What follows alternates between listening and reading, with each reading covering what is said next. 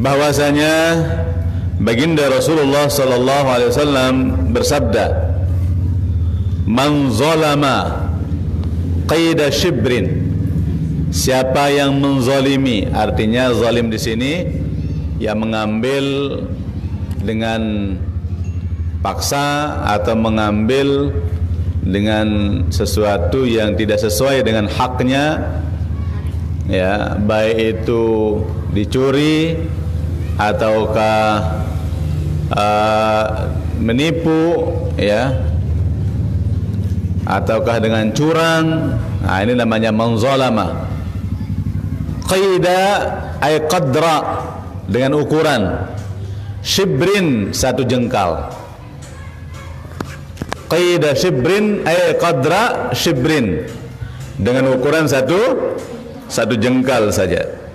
Minal ardi, dari potongan tanah misalnya, ya, sawah ataukah kebun, ya, kita ambil satu jengkal saja. Tawaqahullahu min sab'i aradin, nanti Allah subhanahu wa ta'ala akan mengalungkan tanah itu, ya, kata enggak mungkin kan tanah dikalungkan, maksudnya ditaruh di apa namanya lehernya, ya, sampai kepada 7 lapisan tanah itu. Bisa dibayangkan, satu karung tanah saja kita pikul, tidak mampu kita. Ini satu jengkal kali berapa kilo ke dalam tanah ini, ya. Kalau lagi diukur panjangnya, kadang-kadang kita bukan hanya satu jengkal segitunya aja, tapi panjang ke sana. Kita zalimi atau kita curangi, curangi orang hanya sejengkal. Apa hukumannya? Nanti pada hari kiamat dia akan ditaruhkan apa namanya tanah itu di atas lehernya. Itu tahu katanya mengalungkan sebenarnya, ya. Sebanyak berapa? Sebanyak jumlah lapisan bumi itu, ya, 7 lapisan bumi, ya, min sab'i aradin, ya, berat, ya, ya. Jadi ini peringatan keras bagi kita, ayuhat tullab wa talibat, jangan sampai nanti suatu saat kita menzalimi atau mengambil tanah orang lain walaupun hanya sejengkal. Gambaran mengambil tanah orang lain misalnya begini. Sudah punya patok di sini. Udah patok kesepakatan, ini batas tanah kita. Tapi dia ini rakus, ya. Pas orang lagi tidak ada di sana, dia geser satu jengkal saja. Nah, sedikit sih, sedikit. Hanya satu jengkal, tanpa pengetahuan orang yang punya tanah di sebelahnya. Digeser batas itu. Hanya satu jengkal. Nah, ini sudah menzalimi namanya. Berarti Anda telah mengambil satu jengkal tanah orang. Ya, masa perekangan lalu sekecet, Ustaz. Ya, di hadapan Allah itu besar. Ya, karena Anda mengambilnya secara zalim. Maka lebih baik kita minta saja kepada pemiliknya. Kalau kita tahu pemiliknya itu orang pemurah, mungkin saja kita mau lihat tanah kita lurus gitu. Kalau dia begitu bengkok-bengkok, tunas dulu. Peluru saya bekas ketin nggih. Tunas keikhlasan dah. Aneh. Nah, kalau udah diikhlaskan enggak apa-apa. Itu namanya bukan zalim. Itu namanya meminta. Ini tanpa sepengetahuan si pemilik tanah. Oke lah, mungkin dia tidak betul perhatikan. Di saat kita geser patok itu, tidak tahu dia, dan dia juga tidak pernah mempermasalahkan. Tidak ada sakit hati sedikit pun dia. Tapi besok di akhirat baru ketahuan. Anda dulu telah mengambil tanahnya si Fulan, 1 jengkal kamu geser patok tanahnya, maka sekarang dosa Anda seberat tanah itu. Berapa tanah itu? Sampai 7 lapisannya ke bawah, kali misalnya 10 meter, dari sini sampai sana dia misal kebun itu digeser hanya 1 jengkal. 1 jengkal di sini, 1 jengkal di sini, di sana 1 jengkal. Berarti coba bayangkan, misalnya keramik ini, ya 1/3 keramik ini, tapi los sampai sana. Kalikan ke dalamnya, dalamnya sampai berapa kilo ke dalam tanah itu, 7 rampih tanah itu, 7 lapisan tanah itu. Begitulah berat dosamu nanti yang akan kamu pikul. Tawwaqahullahu yaumal qiyamah min 7 aradin. Allah akan memikulkan kamu nanti pada hari kiamat dari 7 lapisan tanah itu. Berat ini. Jangan sampai kita melakukan hal seperti itu, ya.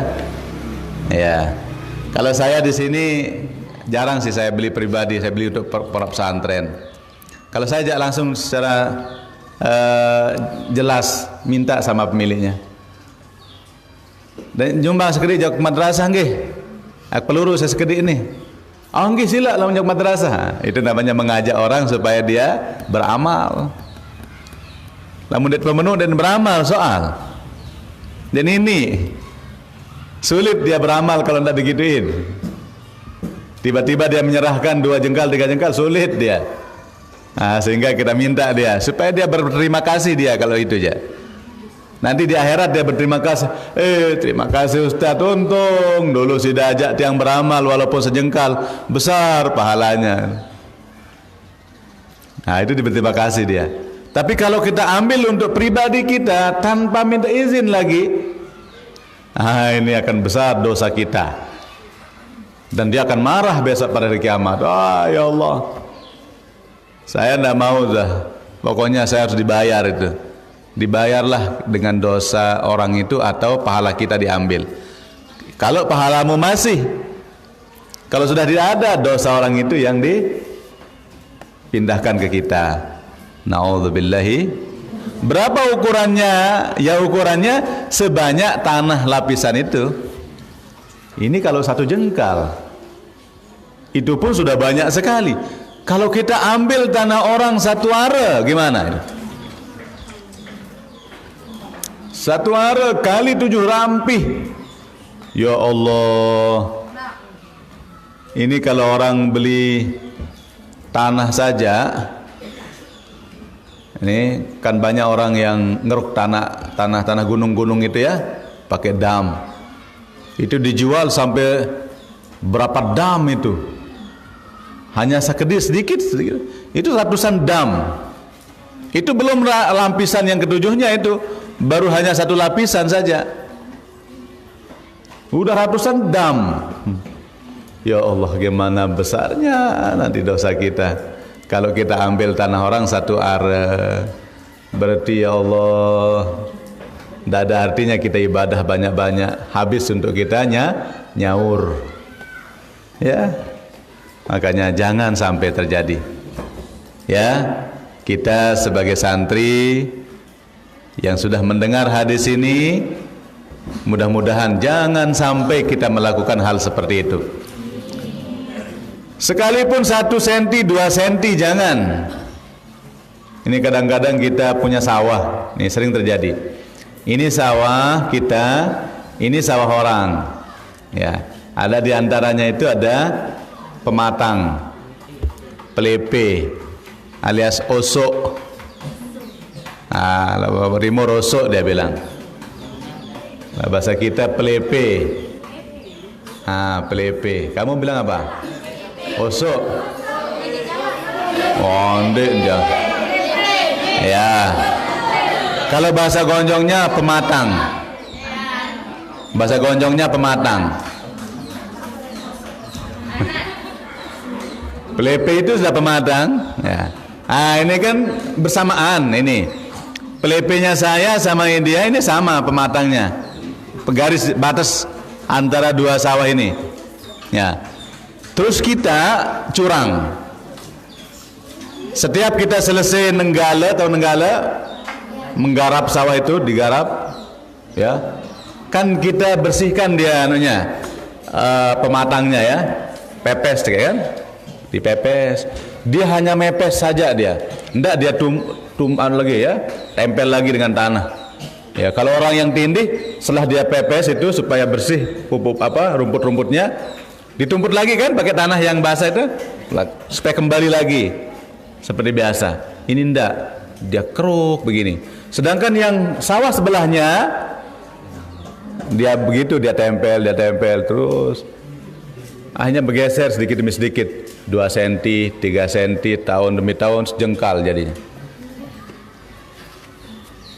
Ini bahaya. Bahaya. Jangan rakuslah. Lebih baik kita bersedekah daripada mengambil. Lebih baik kita diambil daripada mengambil. Udah kalau orang ngambil enggak apa-apa dah. Bega-bega lemas seterombok pahala entah. Tapi kalau kita yang mengambil, waduh besar, luar biasa itu. Dosa besar itu. Ini maksud hadis ini anakku semua, ya. Dalam hadis ini ada beberapa kata, ya, yang harus kita ketahui maknanya. Yang pertama zolama. Kalau man itu siapa artinya ya? Istifham. Zolama menzolimi, mengambil dengan kezaliman, mengambil dengan mengambil yang bukan haknya. Qida ay qadra, ukuran. Shibrin, satu jengkal. Al-ardi, minal ardi, bagian daripada tanah.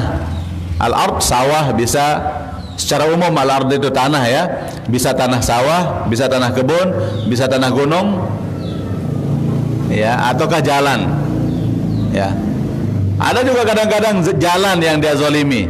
Itu lebih besar lagi dosanya, karena dia menzolimi orang banyak.